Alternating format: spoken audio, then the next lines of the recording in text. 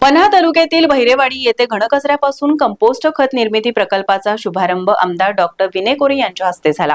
घनकचरा विल्हेवाट या समस्येवर पर्याय म्हणून गावागावातून सध्या वेस्ट टू वेल्थ या नव्या संकल्पनेच्या विचाराला चालना देण्यात येत आहे। भैरेवाडी गावाने कंपोस्ट खत निर्मितीचा प्रकल्प साकारत ग्राम स्वच्छतेच्या माध्यमातून समर्पित कार्यातून आपली वेगळी ओळख निर्माण करावी असे प्रतिपादन आमदार विनय कोरे यांनी केले।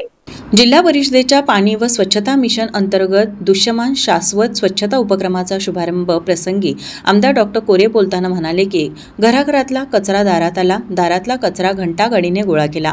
आता तो कचरा टाकायचा कुठं, टाकलेल्या कचऱ्याचे करायचे काय, काही नाही केले तर दुर्गंधी पसरणार, पसरलेल्या दुर्गंधीमुळे गावाची माणसं आजारी पडणार, पर्यायाने आरोग्य धोक्यात येणार।